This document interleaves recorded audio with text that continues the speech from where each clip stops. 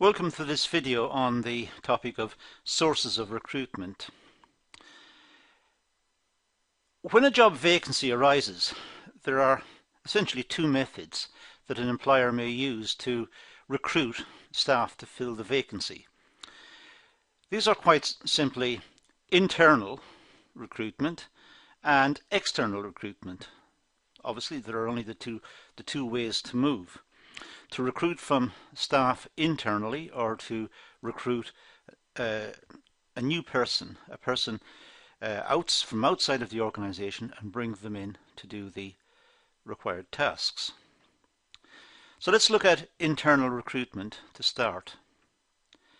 Now, this occurs when a vacancy arises and is filled from an employee within the business. So internal is a vacancy arises, a job needs to be undertaken, needs to be completed, a new set of tasks have been identified perhaps, and an employee from within the organisation is found suitable and is moved into that capacity.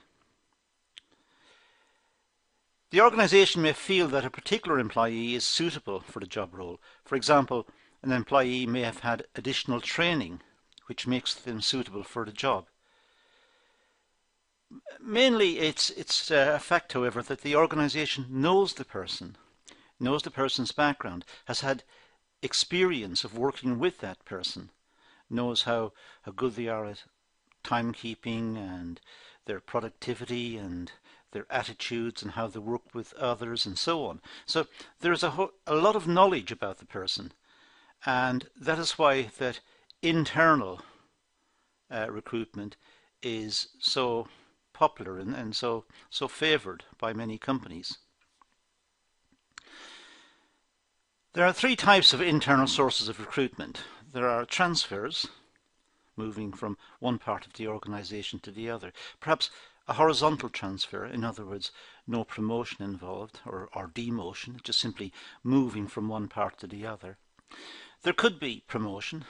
It's a different type of recruitment, because additional skills and additional processes may be sought to be put in place to train the person to fulfill the new role. Or it could be re-employment of someone who has previously left the organisation, someone who has perhaps worked for the company and has left and now is brought back into the company. So these are classified as internal sources of recruitment.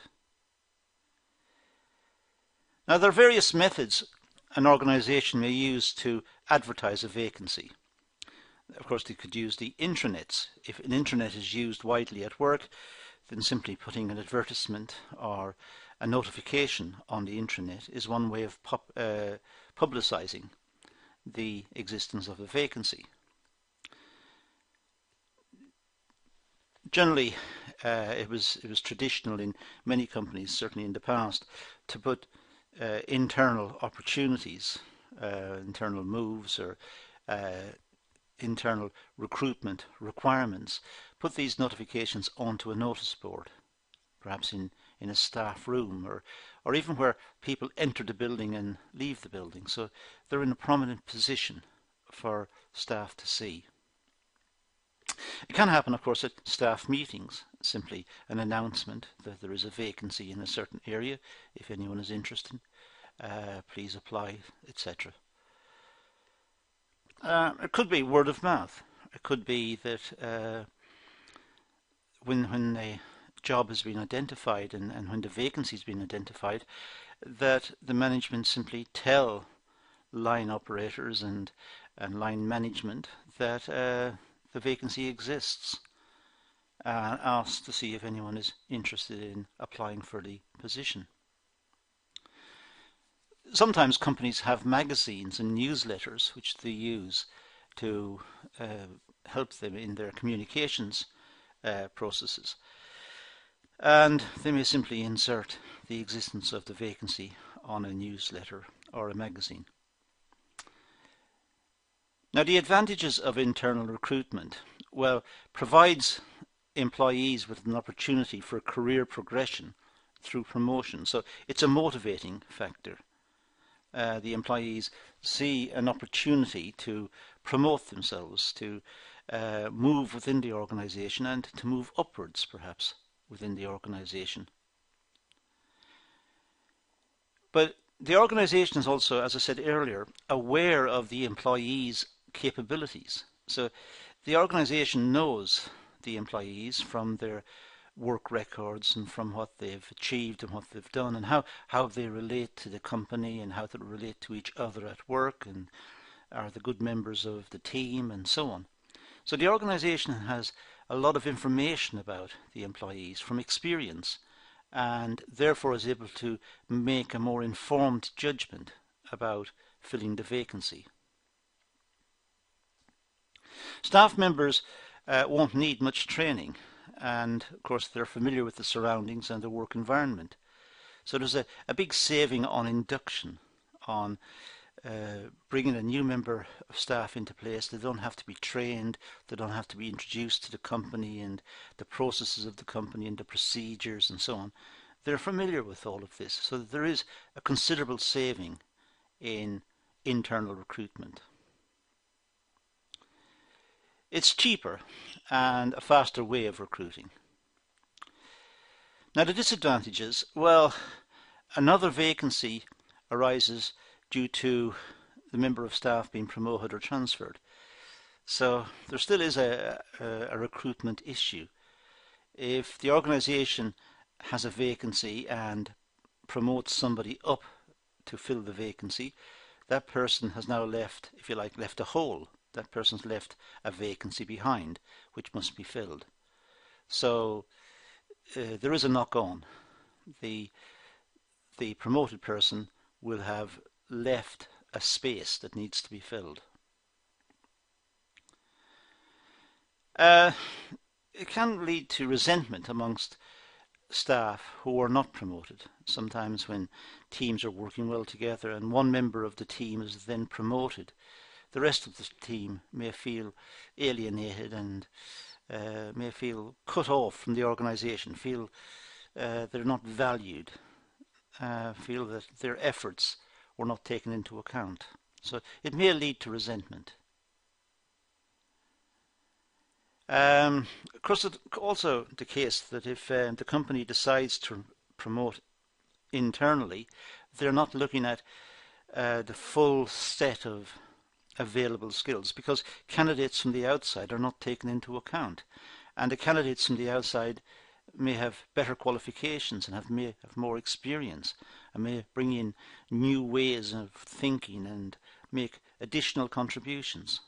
So promoting internally may save, but it may not be the best in the long run. The best in the long run may be to advertise the position internally and externally and see who applies and who's interested, and in that way a wider range of applicants may be considered and perhaps the best one selected. By the use of internal recruitment, the organisation is restricted from new ideas coming into the business, as I said earlier. So the person promoted internally will bring the values from that section and from that person's experiences and so on. So there's nothing new, there's no new source of innovation or no new ideas coming in. And that's a disadvantage of internal recruitment. Now, external recruitment. Well, external recruitment is the opposite of internal, so no surprise there. This means going outside to try and recruit an appropriate person. It involves posting job vacancies for candidates outside of the business, perhaps in trade magazines or on the press or different sources, and we'll look at these in a few moments. This method is suitable for organisations that are growing and need extra staff to meet organisational goals and objectives. So it's important that the organisation looks outside of itself to see what skills and what talents are available and tries to get those into the organisation. Now let's look at the methods used for external recruitment. Well, job centres, they provide a service through the auspices of the government. They provide a service of trying to link job applicants with employers and try to match up skills and competencies and talents that are available within the wider workforce and match those up with the requirements of industry and commerce. So job centres are a valuable source of recruitment.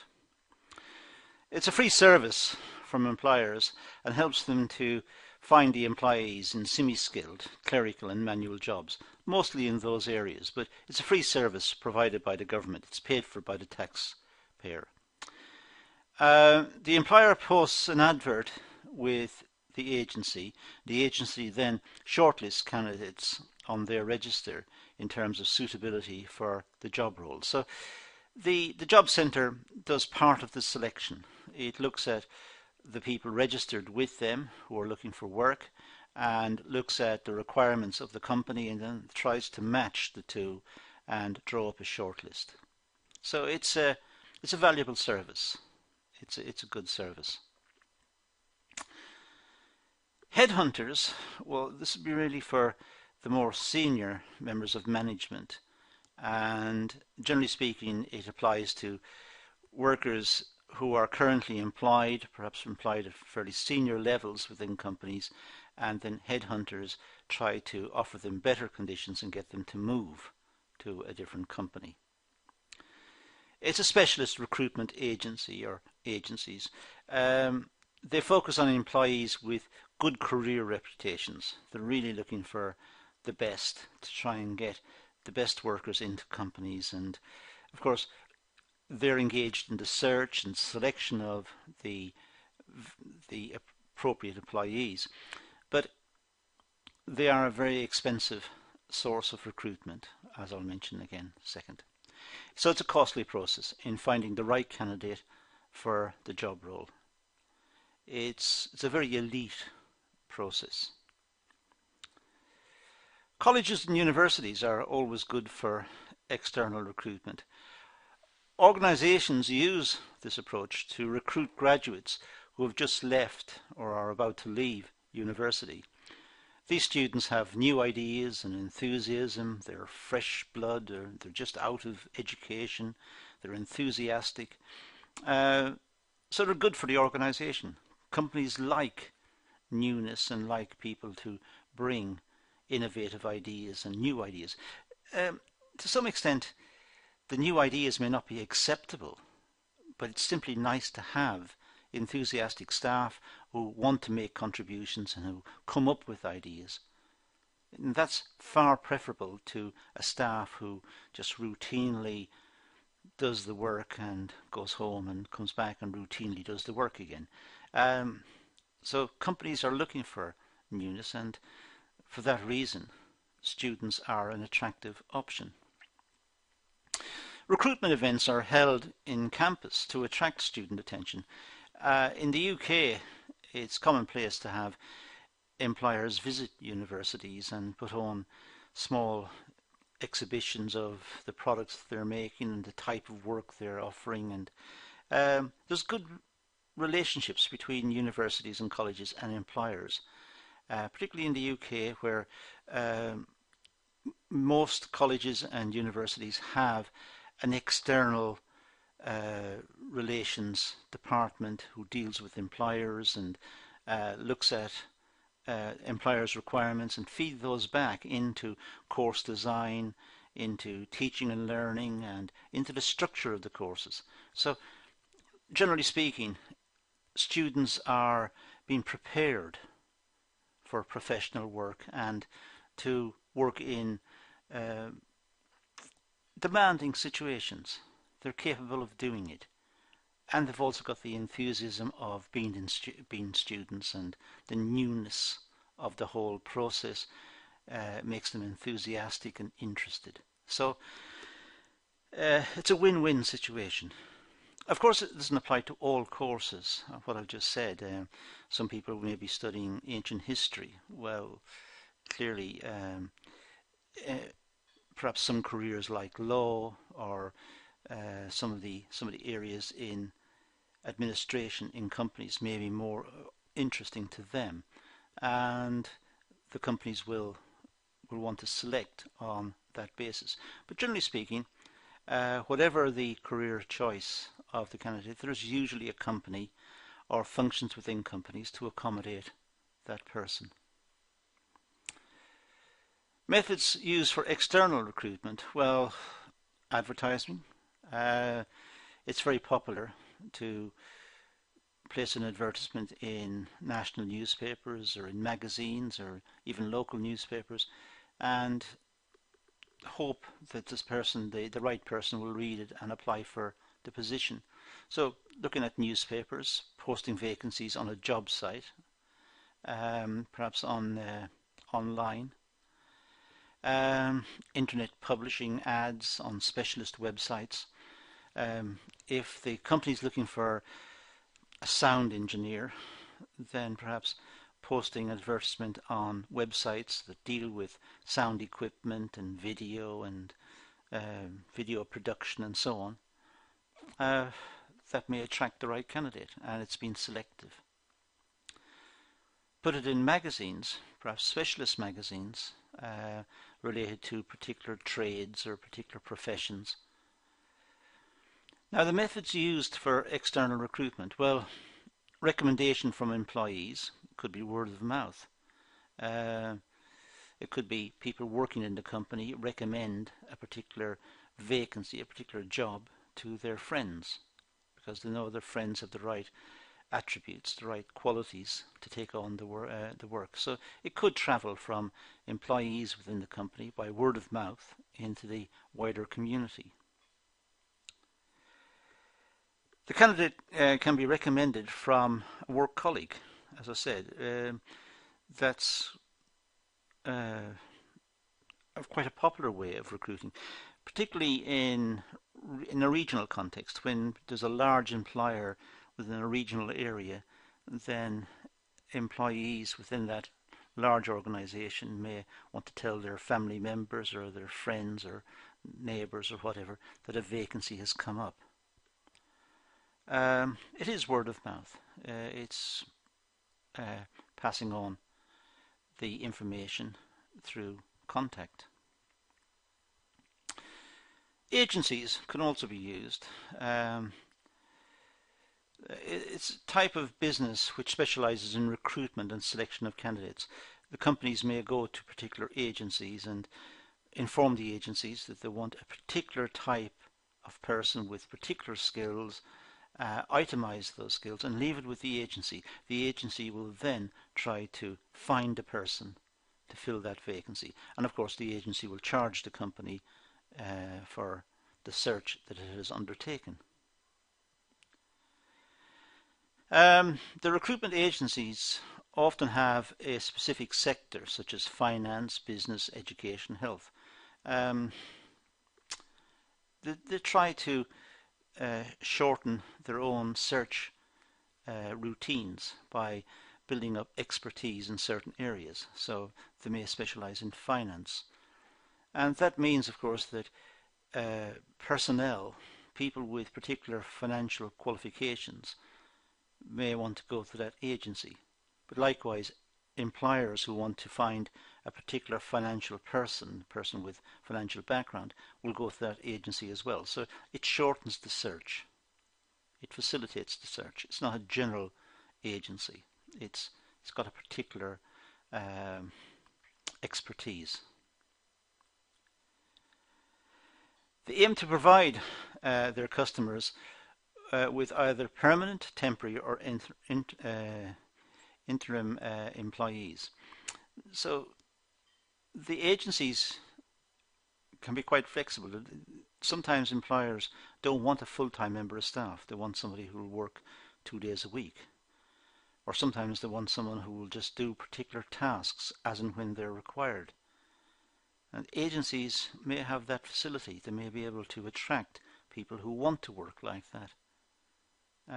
So again, it's something that companies will find difficult to find for themselves, so it may be better to offer it to an agency. Appropriate candidates are selected from a short list of people registered with the agency. So again, the agency, similar to what I said about the government agency earlier, this agency will in part do some of the selection for the company. It will shortlist appropriate candidates and perhaps even interview them and try and figure if they are best for the company, if they are the ones that will best suit the requirements of the company. So they're partially doing the selection, and perhaps the company will only see a very small number of candidates in the end out of perhaps a large number who originally applied. The large number were whittled down by the agency down to the few that were put forward. The fees can be high, but it's a fast service, and generally speaking it's quite a reliable service. So the agencies charge the companies for what they do. Now, the advantages of external recruitment. It prevents any form of resentment developing amongst employees, such as favourites, because somebody's brought in from the outside. If it was a situation where someone was recruited internally, it may cause jealousy and upset working relationships. It may lead to the breakup of working teams.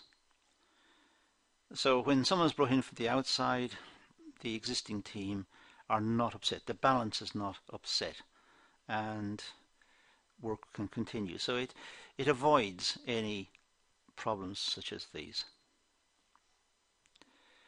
It can bring in new ideas, skills, knowledge. I mentioned students earlier. Students are excellent for bringing in ideas.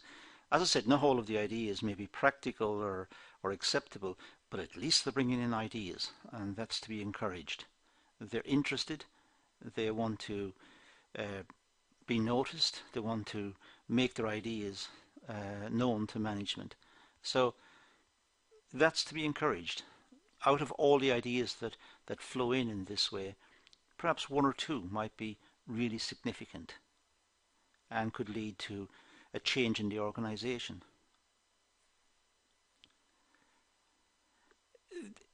External recruitment leads to a more dynamic and a greater diversity in the workplace.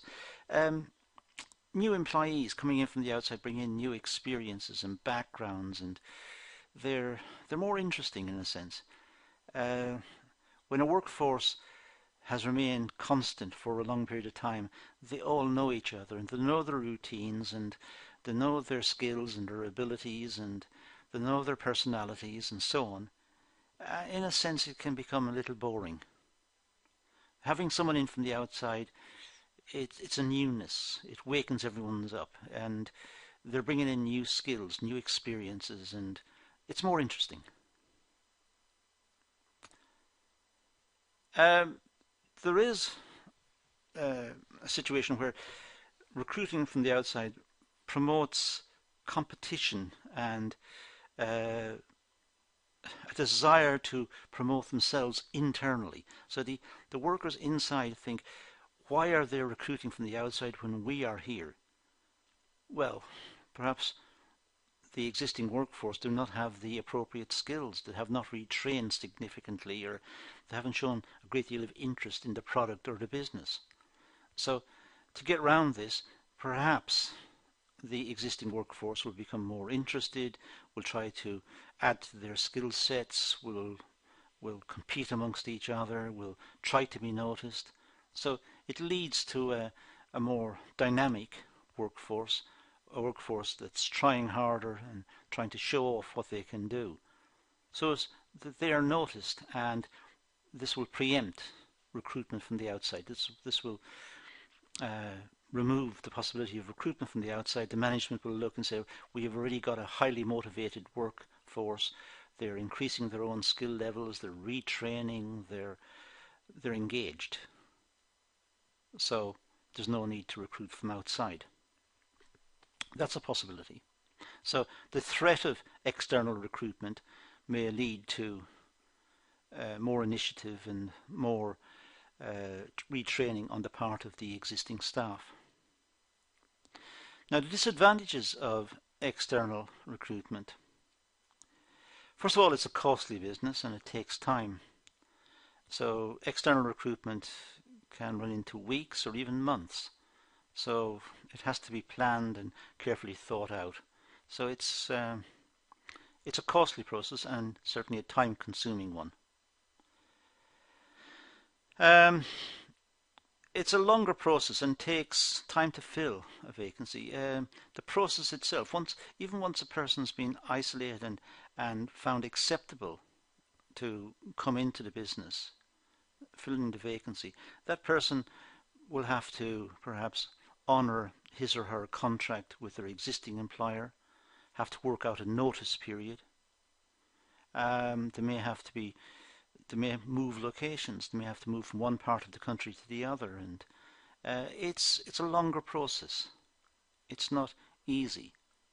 Obviously, it depends on the nature of the job and the level at which we're talking about. If it's a very senior position, it could take a long time for this to happen. And the new employees will have to be inducted into the business, and there will have to be training programs. Again, costly. The HR section will have to prepare training programs and health and safety issues and issues about the contract and discipline at work, and various points have to be put across. And these all have to be codified and presented clearly to the person coming in. So there has to be an induction. It's costly. It's not a cheap exercise. There is a concern that new employees may not fit in, and they can become outcasts from groups of staff. That's a possibility. The new member of staff coming in, his or her personality does not suit the culture of the business, does not suit the culture of the workers in that particular area. They have got to know each other over a period of time. They know how they work, they know their backgrounds, they're all friends, and now a new person has been introduced. That new person may not fit in, and that may be an issue as well. So these are some of the issues involved in sources of recruitment, bringing in people from outside or recruiting people internally. And that's all we're going to deal with in this session. So I'm going to leave this video here and say thank you for watching.